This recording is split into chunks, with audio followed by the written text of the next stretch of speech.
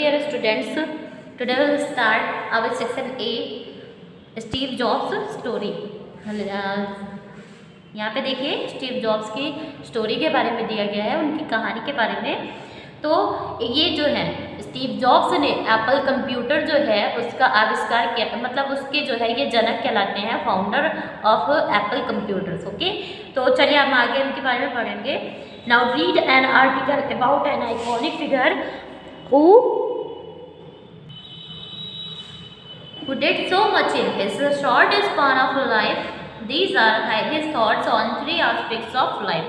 तो यहाँ अब एक लेख लिखा गया है इस प्रतिष्ठित चर्चित जो है ना, चर्चित मतलब चेहरे के बारे में, इस चर्चित जो है फिगर के बारे में एक लेख यहाँ पे लिखा गया है, जिसने अपनी छोटी सी जिंदगी में यानी अपनी लाइफ के जो छोटी शॉर्ट स्पान यानी छोटी सी अवधि में, अपनी ज़िंदगी की छोटी सी ज़िंदगी में उसने बहुत कुछ किया। These are his thoughts on 3 aspects of life. तो उसके जो है ना, जिंदगी के 3 पहलुओं पर उसके अपने विचार हैं जो इस प्रकार हैं।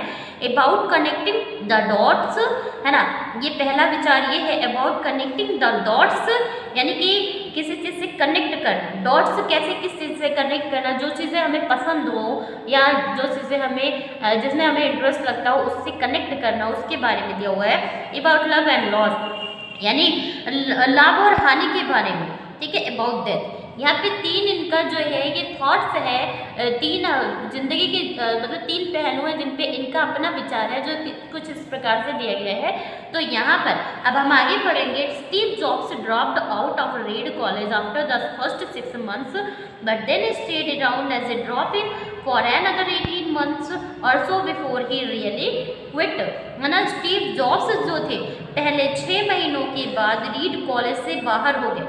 पहले 6 महीनों के, यानी कि जैसे 1 साल का जो सेमेस्टर होता है वो पहले जो 6 महीने थे, उसी के बाद वो क्या किए, वो उस कॉलेज को छोड़ दिए, रीड कॉलेज को छोड़ दिए, वहाँ से बाहर हो गए। लेकिन फिर और 18 महीने तक, है ना, और 18 महीने तक ड्रॉप के रूप में आसपास रहे, यानी वहाँ पे जो है वो ऐसा लगा कि वहाँ पे वो है, यानी वहाँ से बाहर नहीं निकले हैं, उसी में रहे। तो इस तरीके से आसपास रहे, या तो वास्तव में उन्होंने नौकरी छोड़ दी थी, तो यहाँ पे और so before he really quit, या तो उन्होंने नौकरी छोड़ दी थी, तो इस तरीके से वो वहाँ पर रहे। फिर आगे है Jobs was born on February 24, 1955. He was put up for adoption as an infant. तो जॉब्स का जो जन्म था वो 24 फरवरी 1955 में हुआ था। उन्हें जो है ना, उन्हें एक शिशु के रूप में गोद लिया जाना था, है ना, उन्हें गोद लिया जाना था, मतलब वो गोद लिए जाने वाले थे। A lawyer and his wife decided to take him on but declined at the last moment since they wanted a girl.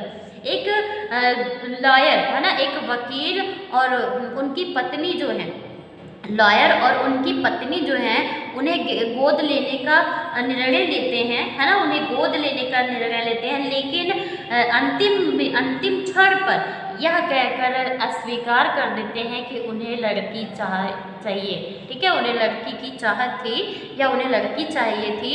तो वो जो है स्टीव जॉब्स को क्या करते हैं, मना कर देते हैं। स्टीव जॉब्स जो कि एक बच्चे हैं, तो वो शिशु के रूप में गोद लिए जाने के रूप में रखे गए थे, लेकिन वो एक लॉयर है, लॉयर दंपत्ति हैं, मतलब वकील हैं और उनकी पत्नी हैं, तो ये दोनों आते हैं और उन्हें ये कहकर मना कर देते हैं कि उन्हें एक लड़की चाहिए, है ना, उन्हें जो है गोद लेने से इनकार कर देते हैं।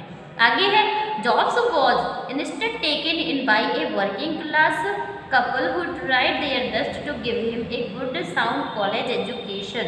ठीक है, इसके बजाय स्टीव को, है ना, इसके बजाय, इन लोगों के बजाय स्टीव को एक श्रमिक वर्ग दंपत्ति द्वारा गोद ले लिया गया। अब ये जॉब्स को इन लोगों के बजाय, यानी वकील और वकील की जो पत्नी आई थी, इन लोगों के बजाय एक दूसरा जो है ना, दूसरे जो है पेरेंट्स क्या करते हैं, अडॉप्ट करते हैं दूसरे जो है। तो वो कैसे हैं, वो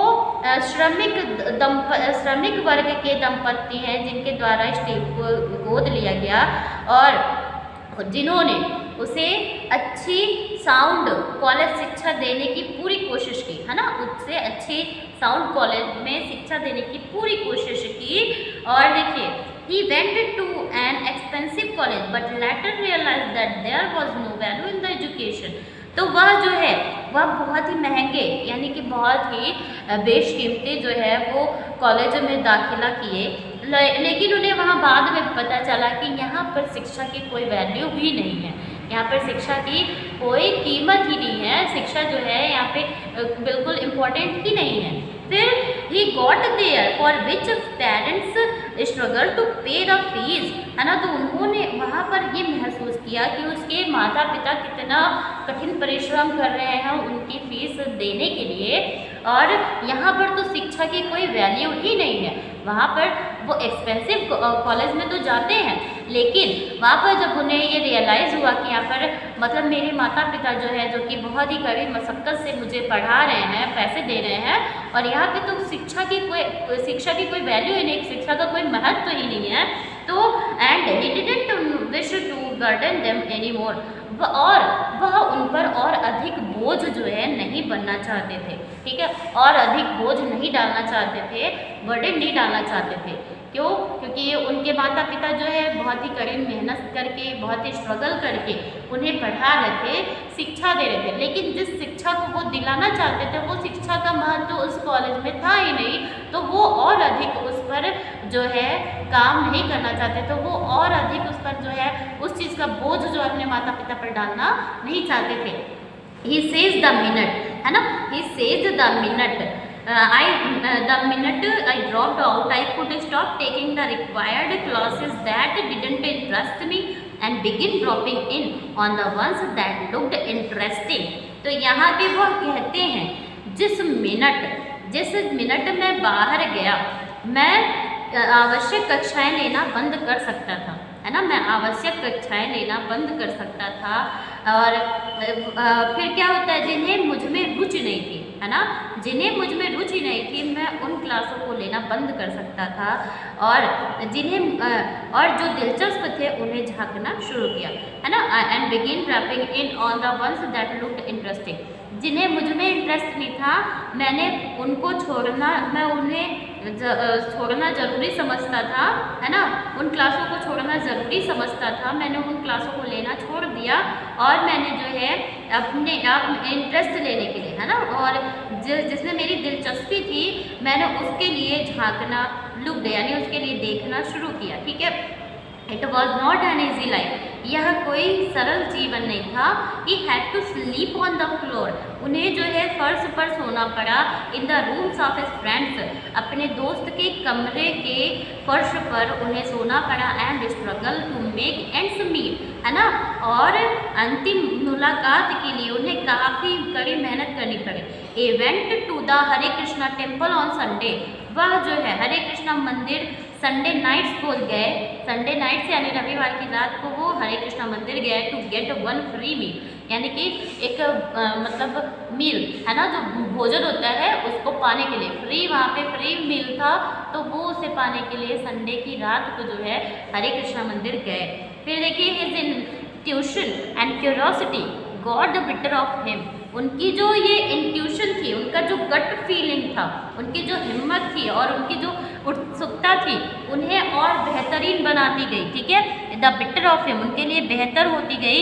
ही took calligraphy classes at Reed college and learn about typography, तो उन्होंने क्या किया, हस्तलिपि की कक्षा लेना शुरू किया। एट रीड कॉलेज में उन्होंने हस्तलिपि की क्लास लेना शुरू किया और टाइपोग्राफी मुद्रण कला के बारे में उन्होंने सीखा। Which later proved useful to him, जो कि बाद में उनके लिए उपयोगी साबित हुआ। When he was designing the first Macintosh computer, और जब उन्होंने अपना पहला कंप्यूटर जो है वो डिज़ाइन किया जिसका नाम था मैकिन्टोश, ठीक है। It was the first computer with beautiful typography, यह सबसे पहला कंप्यूटर था जो कि बहुत ही खूबसूरती से टाइपोग्राफी किया गया था, यानी कि टाइप लिखा गया था, मल्टीपल टाइप फेसेस, यानी कि इसमें ढेर सारी अक्षर आकृतियाँ थी और प्रोपोर्शनली स्पेस्ड फॉन्ट्स, और उतना ही बेहतरीन ढंग से इसमें दूरी दूरी पर, यानी कि लिखावट जो होती है वो मतलब स्पेस पर अंतर रख रख के बनाई गई थी, यानी बहुत ही मेंटेन थी, यानी बहुत ही सुंदर तरीके से जो है वो दर्शाई गई थी। तो आप लोग इतना पढ़ लीजिएगा, बाद में आपको पढ़ा दिया जाएगा।